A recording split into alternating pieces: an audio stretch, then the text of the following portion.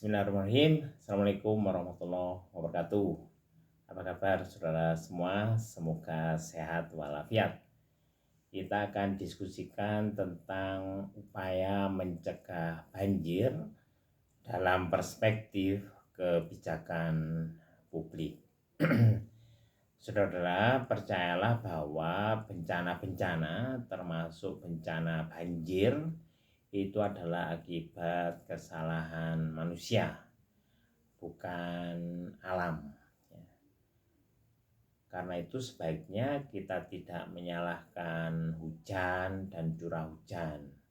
Kita tentu tidak arif kalau menyalahkan laut dan air laut. Lawong hujan itu sejak lama ada, demikian pula laut. Jikapun ada organisasi yang menyatakan bahwa itu adalah akibat kebakaran hutan dan lahan, maka ini perlu dikaji ulang. Ini semua sebenarnya bisa dibaca dari data-data. Data tentang penyebab bencana-bencana itu ada. Data tentang penyebab banjir itu ada. Ya. Sehingga kita tidak keliru oleh expose media atau suatu media yang tidak berdasarkan riset. Baiklah saudara, kita tidak mencari penyebabnya, karena mencari penyebab itu hanya akan menyebabkan saling menyalahkan. Kecuali jika mencari penyebab itu adalah untuk memahami agar bisa melakukan pencegahan, agar suatu bencana tidak terulang, maka tentu tidak apa-apa dan ini bagus. Kita akan fokus pada mencari solusinya. Kita berorientasi pada tujuan, bukan problema.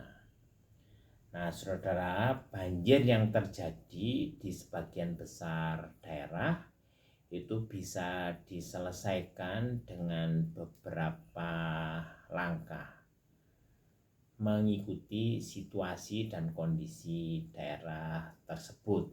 Ya. Di antara yang kita bisa tawarkan itu yang pertama itu adalah bahwa hutan dan lahan termasuk lahan gambut dan rawa yang diserahkan ke pihak manapun dan kemudian dibabat dan dirusak itu mesti ditanami dan dipulihkan kembali. Jika tidak ditanami dan dipulihkan kembali, maka sebaiknya diminta kembali. Yang membabat dan atau merusak itu yang harus memulihkan. Jangan sampai satu pihak yang melakukan pengerusakan, kemudian pihak lain yang diminta untuk memulihkan. Kita tentu tahu bahwa pemulihan hutan itu perlu waktu lama. Tapi pemulihan ini harus segera dimulai. Makin segera memulihkan, makin segera kerusakan itu berhenti dan fungsi-fungsi akan kembali pulih. Yang kedua, saudara, itu dengan pembatasan pengambilan air bawah tanah, mengutamakan manajemen air dan pengolahan air. Pengambilan air bawah tanah yang tidak dibatasi itu menurut banyak hasil penelitian itu akan menurunkan tanah. Tanah menurun lalu tergenang misalnya oleh air laut atau air dari bagian yang lebih atas tidak segera ke laut. Jika selisih ketinggian di antara dataran yang lebih tinggi dengan sungai, muara atau laut cukup besar, maka air akan mengalir lancar, tidak tergenang dan tidak menimbulkan banjir. Yang ketiga, saudara, daerah resapan air yang mengalami degradasi itu sebaiknya segera dipulihkan kembali. Konversi hutan di kemiringan yang menjadi lahan peternakan, pertanian, perkebunan, pertambangan, dan kegiatan-kegiatan yang murni berorientasi ekonomi mengabaikan ekologi itu sebaiknya segera dihentikan.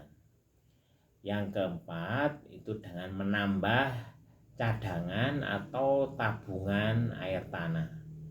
Ini bisa dilakukan dengan menanam, terus menambah ruang terbuka hijau, dan kegiatan-kegiatan yang memungkinkan peresapan air, misalnya membuat sumur-sumur resapan. Menanam pohon itu menjadi bagian penting dari tabungan air tanah. Tanamlah pohon, undanglah kehidupan.